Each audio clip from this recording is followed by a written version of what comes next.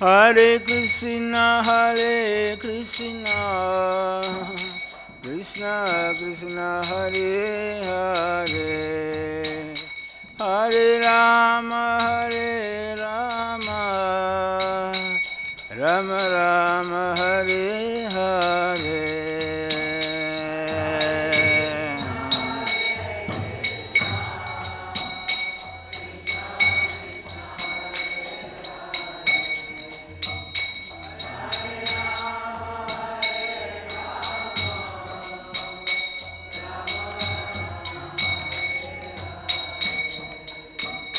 Hare Krishna,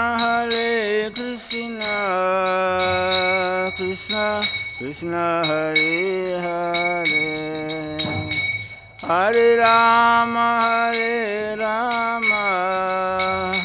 Rama Rama, Hare Hare.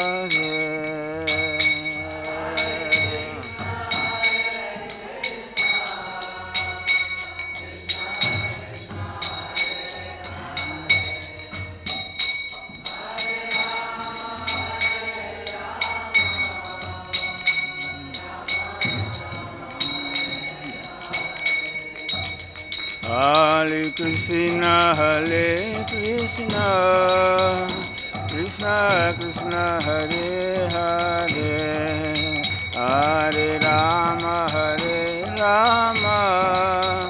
Rama Rama, Hare Hare.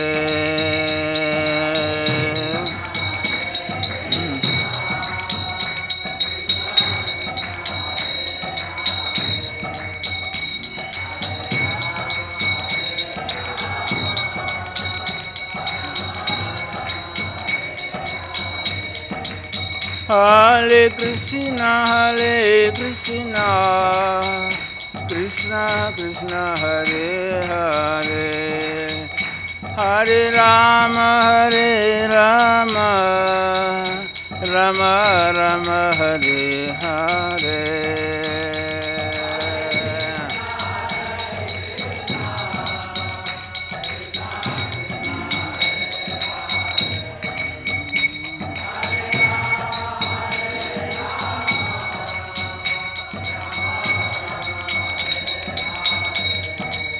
Hare Krishna, Krishna Krishna, Hare Hare, Hare Rama, Rama Rama, Hare Hare.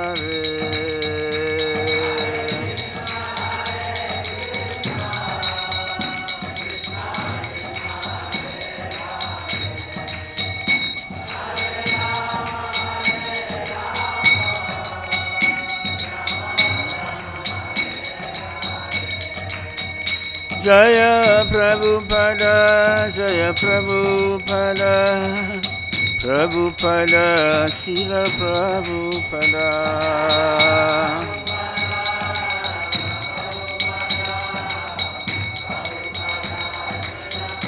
Jaya Jaya Prabhupada, Jaya Jaya Prabhupada.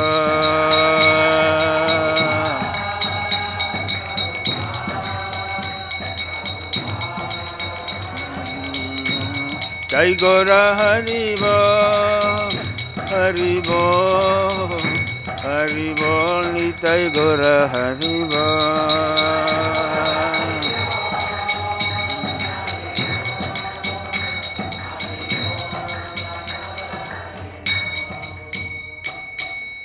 Jayam Vishnupada Paramahamsa Parivakachara Astottara Srimad Abhay Chanaravinda Bhaktivedanta Maharaj Srila Prabhupada Ki, ISKCON Founder Acharya Srila Prabhupada Ki, Jayam Vishnupada Paramahamsa Parivakachara Astottara Srimad Bhakti Siddhanta Saraswati Goswami Maharaj Srila Prabhupada Ki, Namacharya Srila Haridas Thakur Ki, प्रेम से कहो श्री कृष्ण चैतन्य प्रमतनंद श्री अद्वैत गदाधर श्रीप्रसादि गौर भक्त वृंद की जय। श्री श्री राधा कृष्ण गोपनाथ श्यामकुंड राधा कुंड श्री गिरि गोवर्धन की, श्री वृंदावन धाम मथुरा धाम की, Ganga Mai Jamuna Mai ki, Jai Jagannath Puri Purushottam Dham ki, Srinavadip Mayapur Dham ki, Tulasi Maharani Bhakti Devi ki, Hitai Gaura Premanande.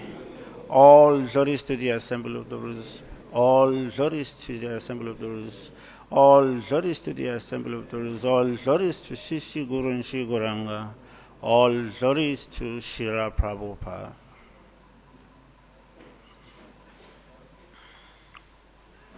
Narayanam namaskrityam naram chaiva narottamam Devim Saraswatim Vyasam Tatu Jayamudirayita Nashta Prayasva Bhadresu Nityam Bhagavata Sevaya Bhagavati Uttama-shloke Bhakti Bhavati Naistiki Om Namo Bhagavate Vasudevaya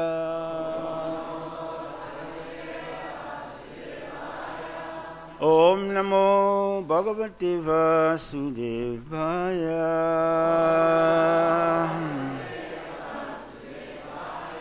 Om Namo Bhagavate Vasudevaya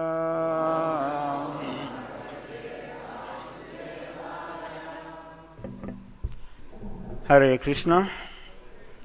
So today we will be reading from the Srimad Bhagavatam, 9th Canto, Chapter 4, text number 70.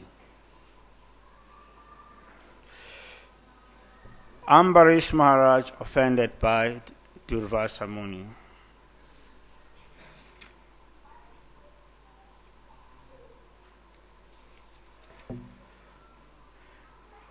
Tapa Vidya Vipranam Brahma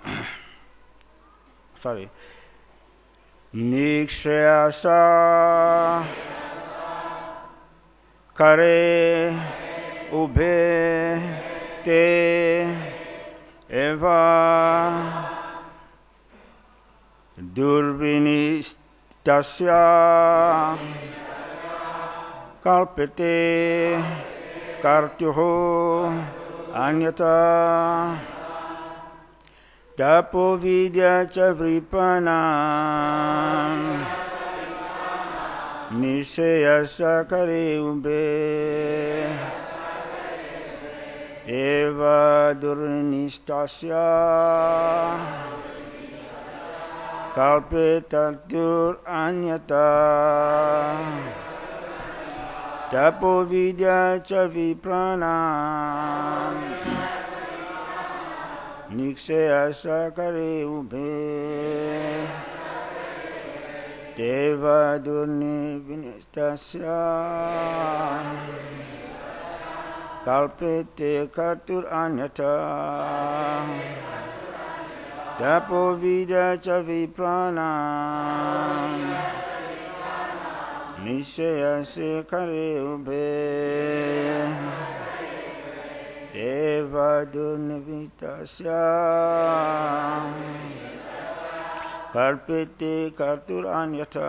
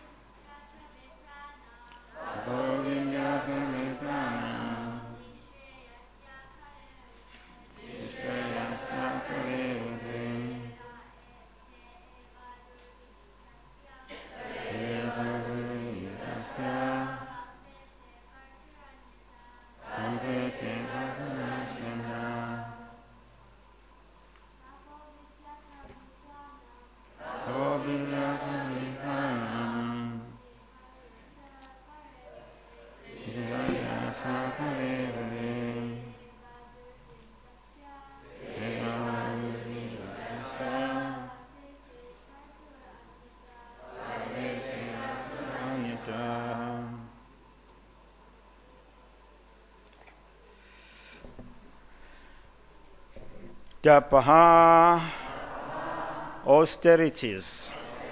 Vidya, knowledge. Cha, also. Vipranam, of the Brahmanas. Nishreyasa, of what is certainly very auspicious for upliftment. Kare are causes. Ube, both of them. Te, such austerity and knowledge. Eva, indeed. Durvinistasya, when such a person is an upstart, kalpete, become, katuhu, of the performer, anyata, just the opposite. Translation by His Divine Grace, Srila Prabhupada.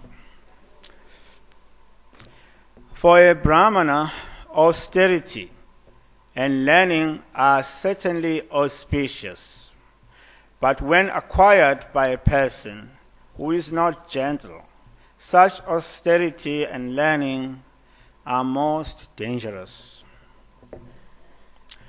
Purport.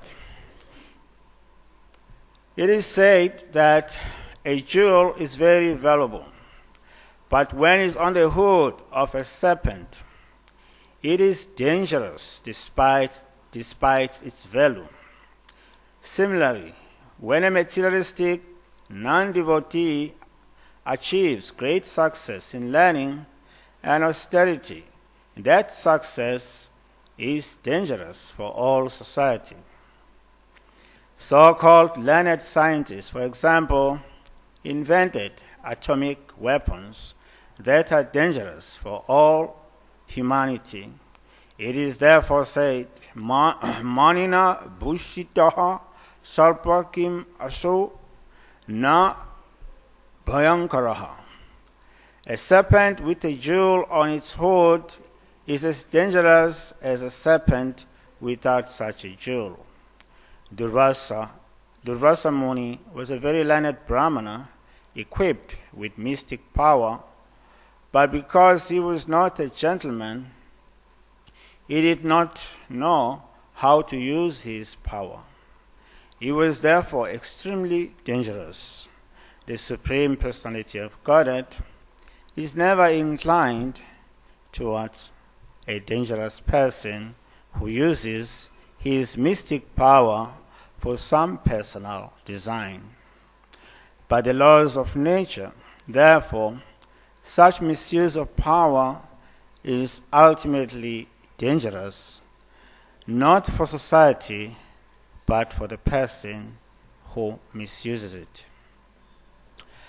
Om Jnana Timirandasya Jnananjana Shalakaya Chakshurumidam Jena Tasmai Shri Gurave Namaha.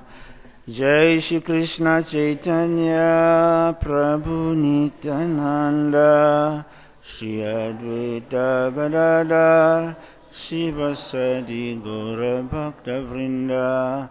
Hare Krishna, Krishna Krishna, Hare Hare, Hare Rama, Rama Rama, Hare Hare. So this is a very dramatic part of Srimad Bhagavatam, where two great personalities are in a conflict. So here Prabhupada, the verse says that for a Brahmana, austerity and learning are certainly auspicious. But when acquired by a person who is not gentle, such austerity and learning are most dangerous. And Srila Prabhupada says in the purport that It is said that a jewel is very valuable, but when it is on the hood of a serpent, it is dangerous despite its value. Similarly, when a materialistic non-devotee achieves great success in learning and austerity, that success is dangerous for all society. And Prabhupada gives the example of the so-called material scientists, how they have invented atomic bomb, but these weapons like atomic bombs, actually they are dangerous for society. So that is an example of someone who misuses knowledge in the material world. But in spiritual life also we see that some personalities misuses the knowledge. The example here, of course, is Durvasa Muni. But there are so many examples also in Srimad Bhagavatam, also in other Vedic literatures like Chaitanya Charitamrita. We see personalities like Ravana doing the same. Ravana was also a Brahmin, also very learned. Hiranyakashipu also, he was very learned, and he misused his knowledge. And in Chaitanya Charitamrita also we see that some people misuses knowledge. Like the example that was given there in CC is that of Vallabhata, who was a very great scholar. But he always tried to minimize the devotees of Mahaprabhu. And eventually he got chastised by Mahaprabhu. By Mahaprabhu's mercy, he was corrected. And then we see also in Chaitanya Charitamrita, Haridas Thakur. Haridas Thakur, he was a very great devotee, but some people, because of his background, did not take him seriously. One of such persons was called Gopal Chapala. This Gopal was a very learned scholar in an assembly of many scholars where Srila Haridas Thakur was invited. They were debating about liberation. And Srila Haridas Thakur, as a Namacharya, he wanted to make a point that just by chanting the holy name, one need not to endeavor separately for liberation. It comes automatically. And he even stressed the point that even when one is chanting in Namabas, he can attain liberation. When this Gopal heard that, being a smarter Brahmana, having his own ideas, he immediately objected. And he argued with Namacharya Srila Haridas Thakur. In his argument, he said, if it's true that by Namabhas one can attain liberation, if it's not true, your nose will fall off, meaning that you'll have leprosy.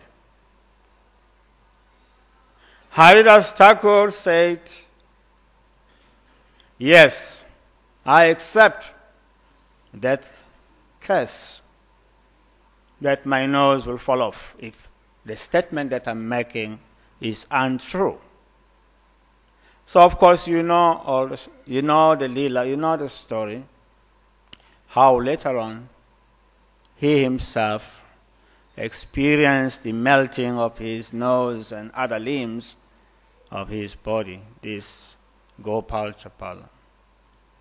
So that's just another example of someone who have knowledge and misuse it. So here the verse is stressing the point that the learning is good for someone who is a Brahmin. Is certainly auspicious. But when acquired by a person who is not gentle, such austerity and learning are most dangerous. So in a similar way, in this part of Srimad Bhagavatam, what we are learning is the danger of knowledge that is acquired by someone who is not gentle. So now what it means to be gentle, Prabhupada said a devotee is a gentleman. Or in other words, a real gentleman can only be the devotee of the Lord. Because this gentleness comes from the realization that I am small and the Lord is great. It comes from the realization also that I am small and those persons who are devotees of the Lord are great. And in that way, one can become gentle. Whereas in the material world, the idea is that I am great and everyone else is small. There was one American boxer who used to say, I am the greatest. I am the greatest. And he believed that. So this is a material understanding. So we see that also here, that Durvasa Muni was also thinking like this, that I am greater than Ambarish. Why is that?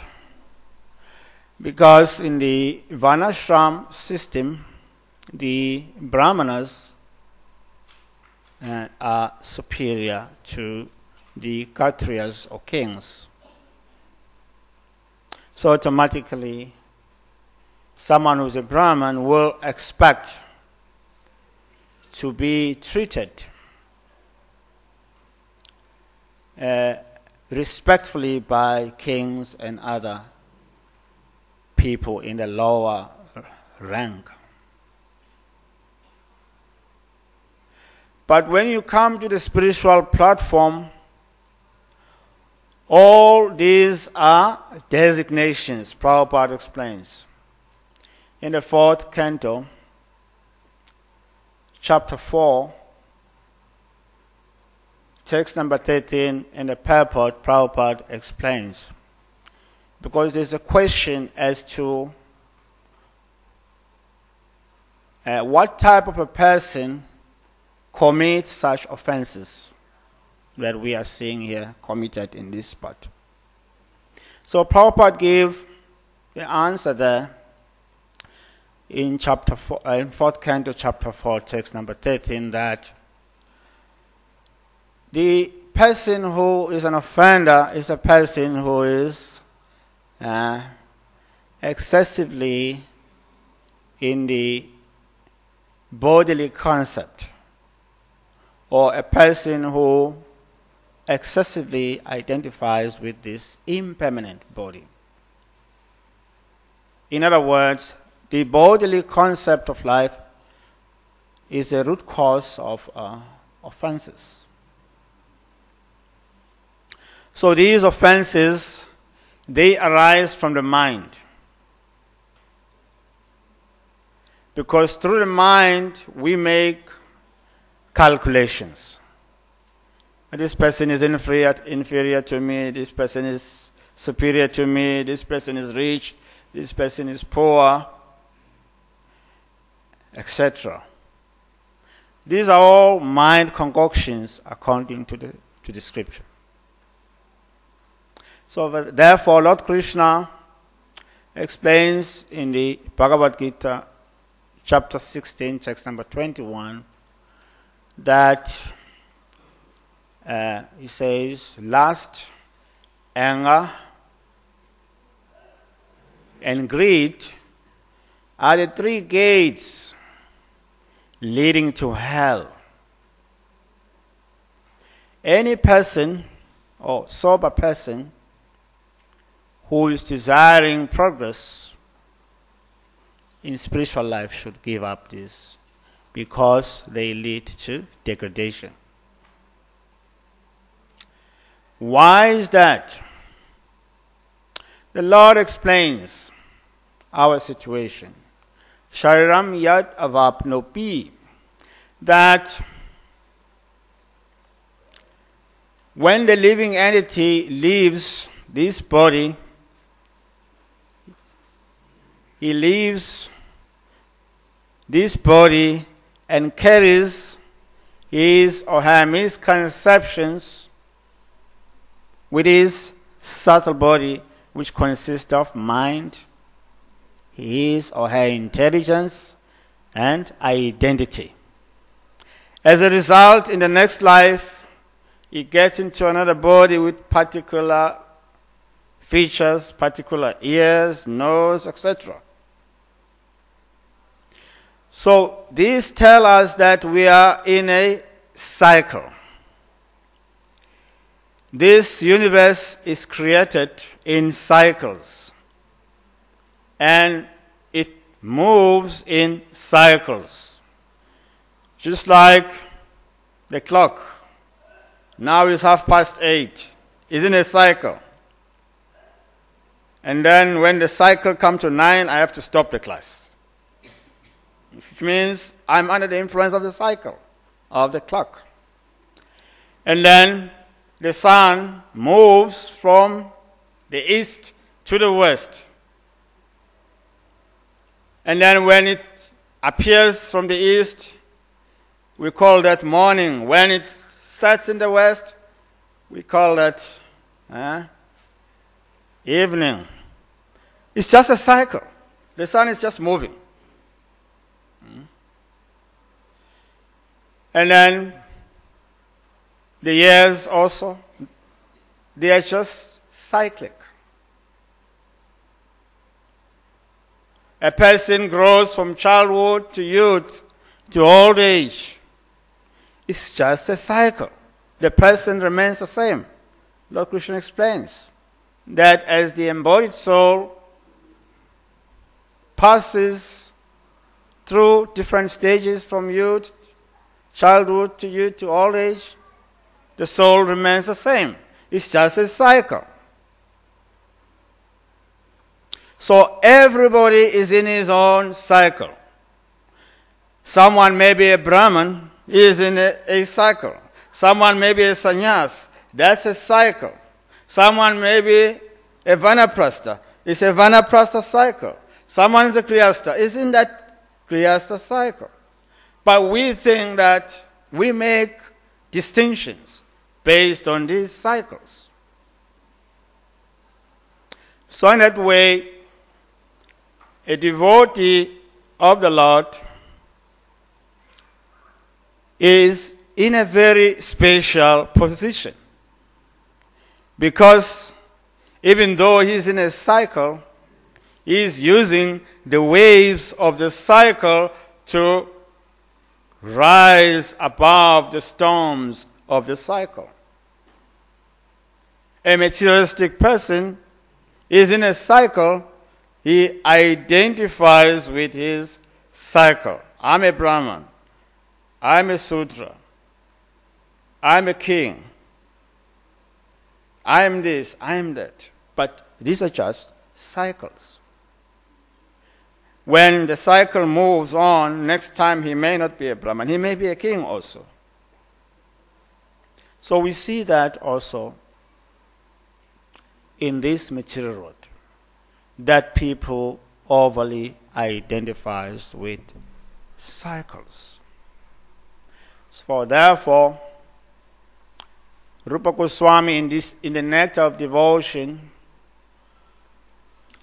he quotes this verse which Prabhupada likes as a key out of the cycle. Sarvapari vinin muktam tat paratvena nirmanam rishikesha rishikena sevanam bhaktir uchyate.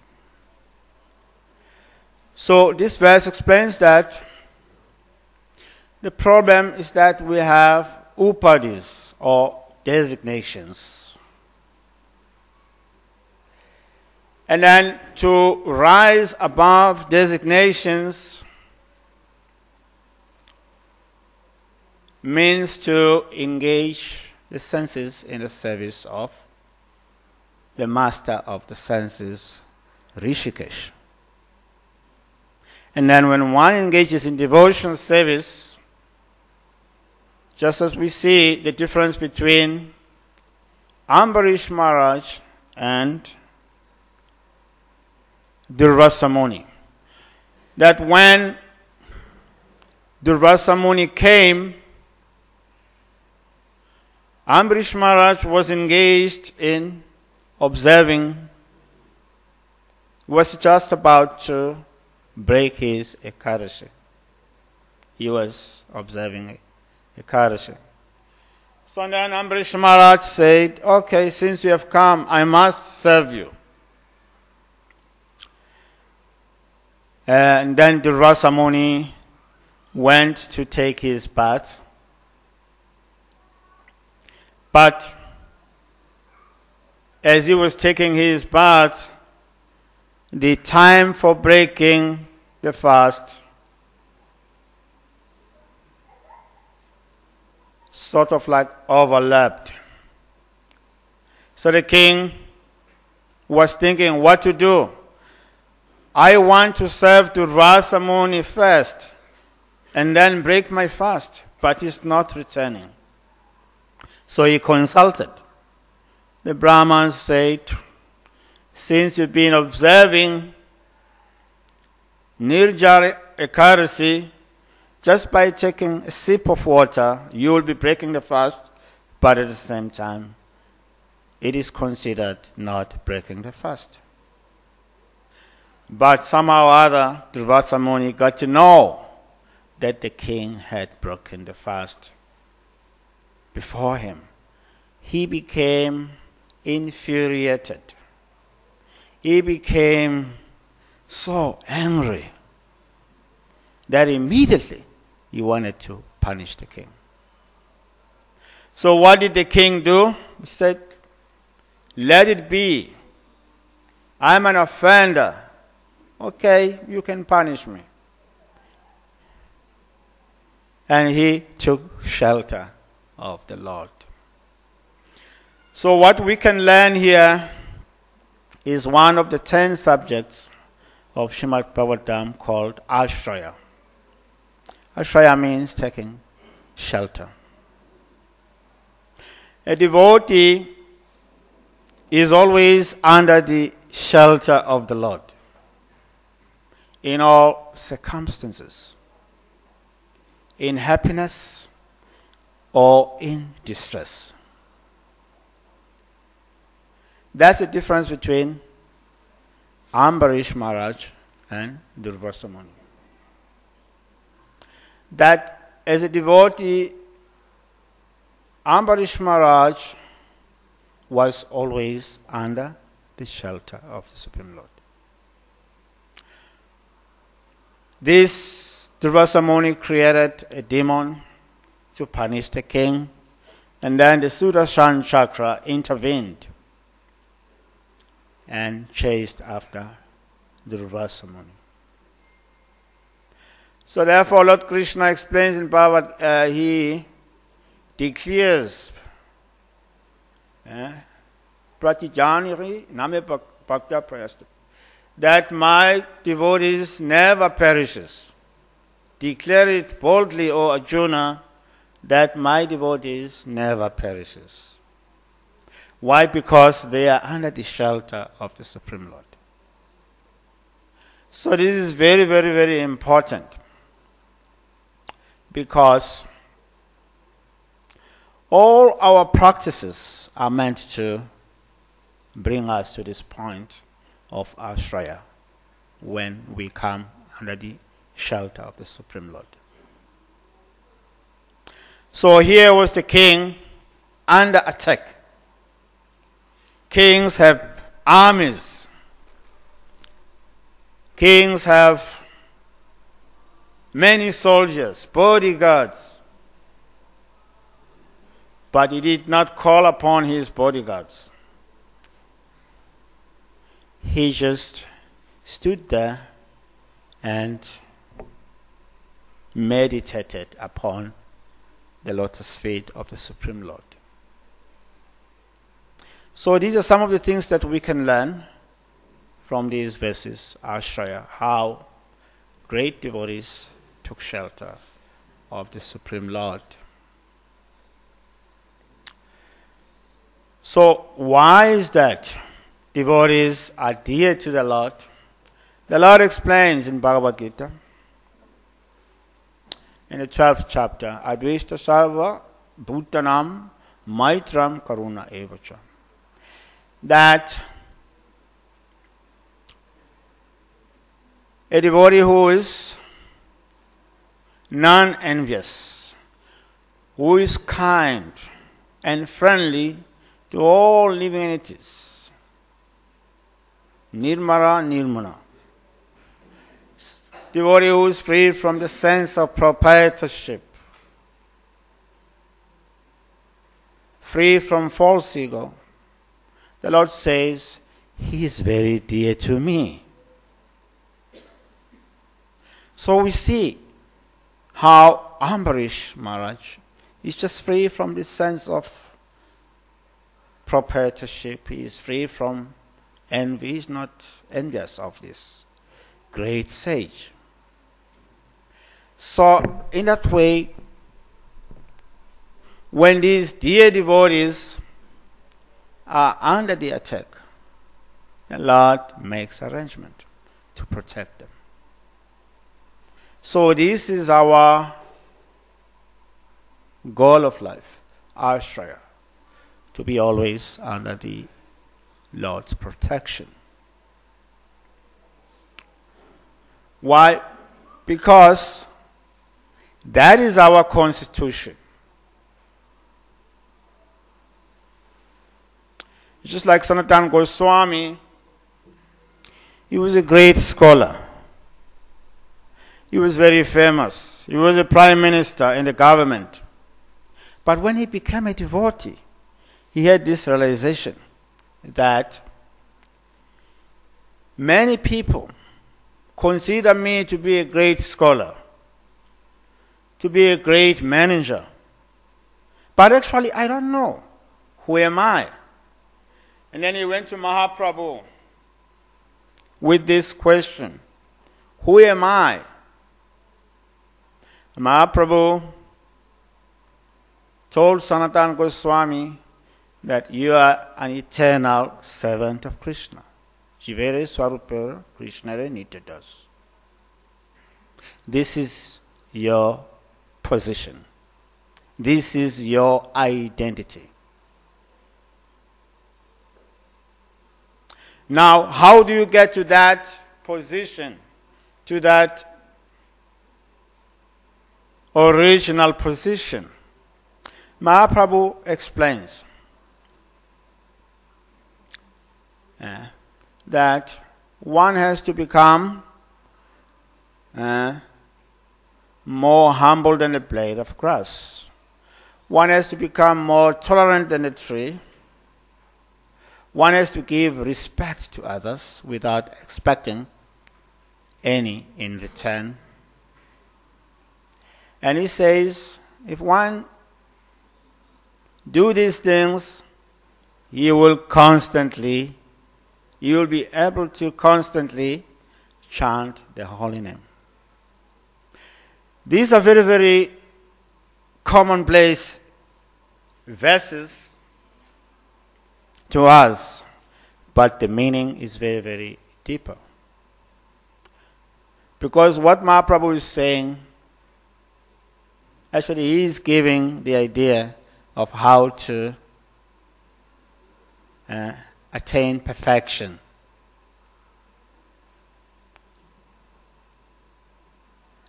And then when Mahaprabhu says, Jivere Sarupere Krishna Nitya Das, you are an eternal servant of Krishna. Actually, that is our eternal form. That we are servants of Krishna. And Prabhupada explains that upon coming to the material world, that consciousness becomes polluted. Is polluted by what? V-bodies. I'm a Brahmana. I'm a king. I'm an American. I'm a European. I'm an Asian. I'm an African. I'm a cow. So many.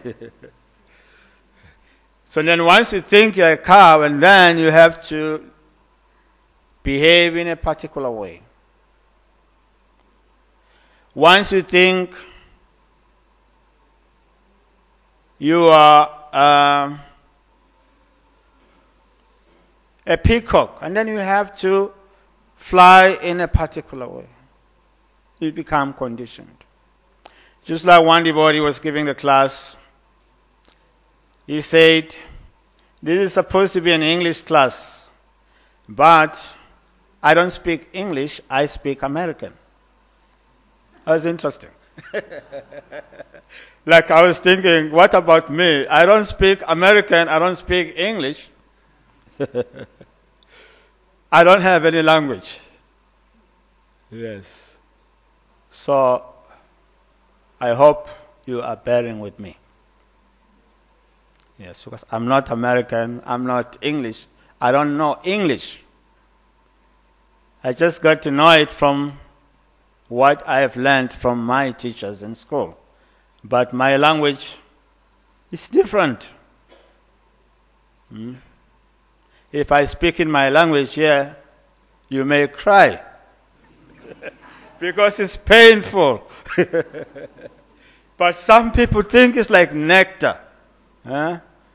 We speak in clicks like...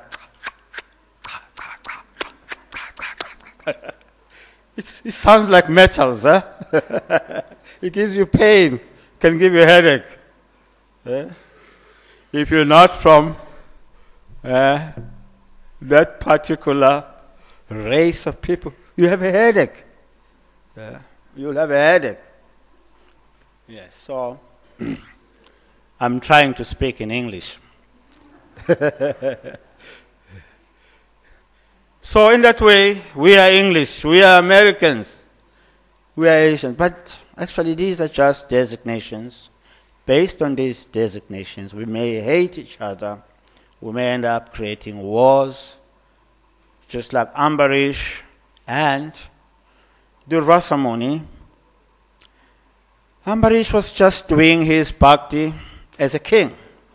But this great yogi saw him as an inferior person and decided he was going to punish him. And of course he was reprimanded, he was corrected by the Sudarshan Chakra.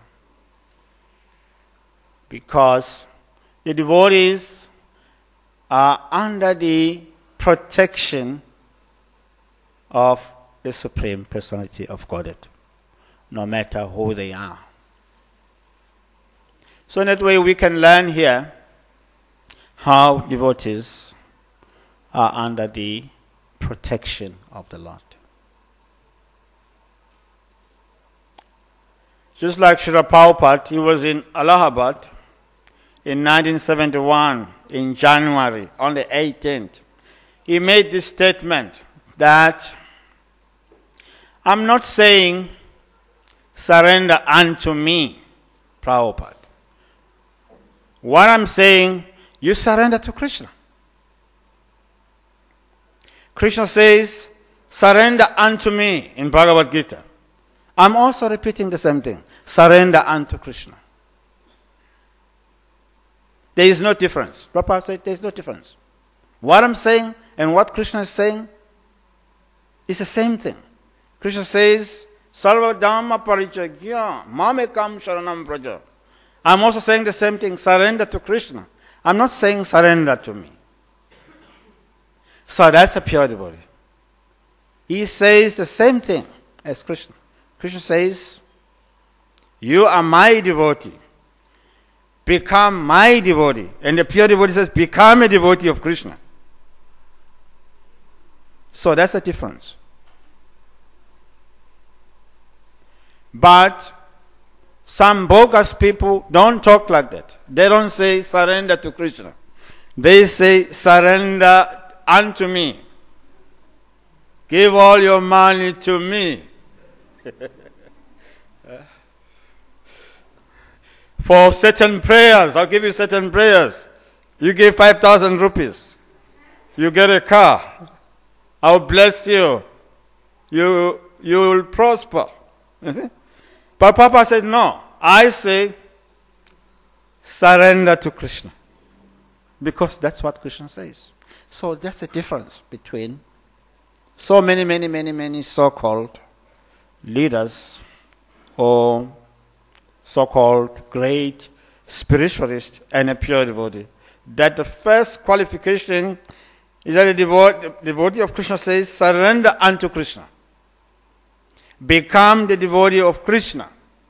Give all your energy and time to Krishna. So this is the difference. Bhagavad explains. Just like, how much time do we have?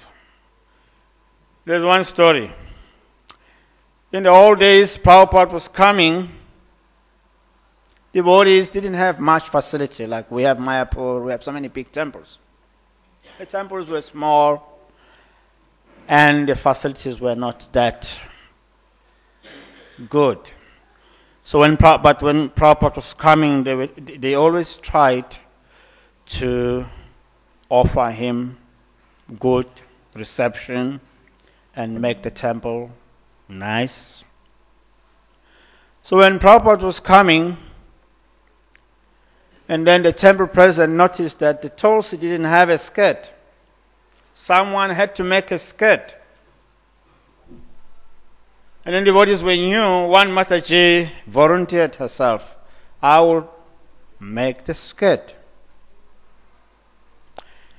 She went to the shop, got the materials, and she started making the skirt for the Tulsi. For Tulsi. And then when it was done, and then it was put on Tulsi just before Prabhupada came. So the temple manager, when he saw it, he didn't like it. He said, who made this? This is terrible. So the Mataji is there. He is hearing this. And she started crying. Oh, I'm such an offender. I could not make the nice skirt for Tulsi. But anyway, Prabhupada was coming. She couldn't make another one. Anyway, the skirt was left on Tulsi. And then Prabhupada came. And he looked around, he saw, Tulsi had a skirt. Oh. Prabhupada said, what a beautiful skirt. Who made it? The Mataji started crying even more. Prabhupada liked my skirt. First she was crying because she thought she offended her manager. But then when Prabhupada came, immediately noticed, what a beautiful skirt. And then she started crying even more. So in that way, we cannot tell what pleases Krishna and pure devotees. We may judge devotees based on what we like and what we don't like. But maybe Krishna may like that very same thing that we don't like. When Prabhupada came, he saw the skirt, he liked it, and he said, wow, what a beautiful skirt. And Maharaji went into ecstasy.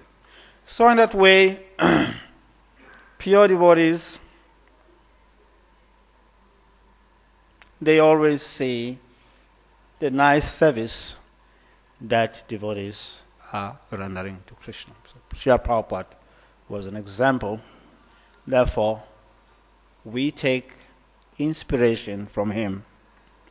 And that is how this movement is going on very nicely. That we are guided by Srila Prabhupada's examples. We are guided by Srila Prabhupada's instructions in his books. So in that way, we can learn how to appreciate also the services of other devotees, no matter how small they are. Even if a child is trying to make some galan for Radha Madhav, even if it's not made proper, Radha Madhav knows this child, out of love and devotion, is making the galan for me. He accepts it. But we may not see it that way. But Radha Madhav will accept. So in that way we can develop this mode of devotees of the Lord who always see that everyone is doing something for Krishna. And that way be free from offenses. It's a good practice. Otherwise, managerially things may differ. But in devotion service, things takes upon a different shape because they take the shape of bhakti. So now it's 5:02 actually. Yeah, it's 5:02. This one says 6:02. I'll beg to stop here and beg you for forgiveness if I have disturbed you in any way. Jai Srila Prabhupada ki, Grantaraj Srimad Bhagavatam ki.